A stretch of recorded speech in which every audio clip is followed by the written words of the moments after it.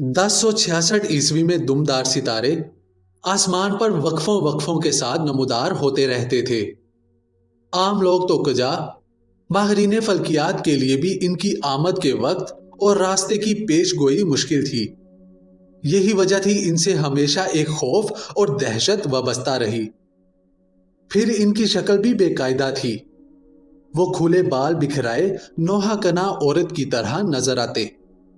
लफ्ज कोमेट जिस यूनानी लफ्ज से मुश्तक है, इसका मतलब बाल है।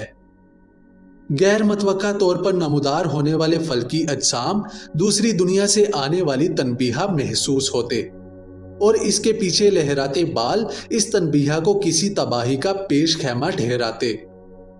बिलाशुबा आसमान पर दुमदार सितारा नमूदार होते ही किसी ना किसी तरह की तबाही होती।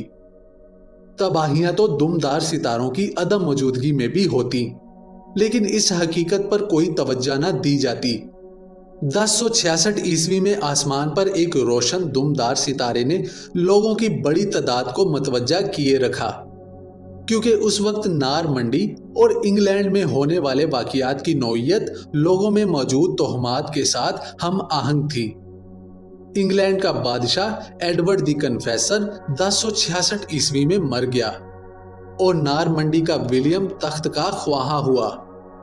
जब इसने 1066 ईस्वी में इंग्लैंड पर चढ़ाई की तो दुमदार सितारा आसमान पर चमक रहा था और तख्त के हसूल में इसका हरीफ एंग्लो सैक्सन हेरल्ड सानी शमाल में नारूसी हमले का मुकाबला कर रहा था।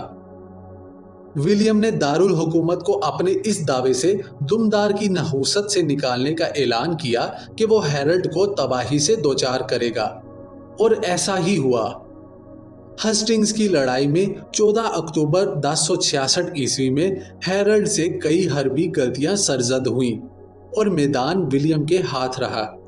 यूं उसने इंग्लैंड पर कब्जा लिया और विलियम दी कॉन्करर कहलाया। इसने इंग्लैंड पर 1066 से 1087 तक विलियम अव्वल के नाम से हुकूमत की। बरतानिया की मौजूदा मलिका एलिजाबेथ सानी तक, इसके बाद आने वाले इंग्लैंड के तमाम हुक्मरान इसी के जानशीन हैं।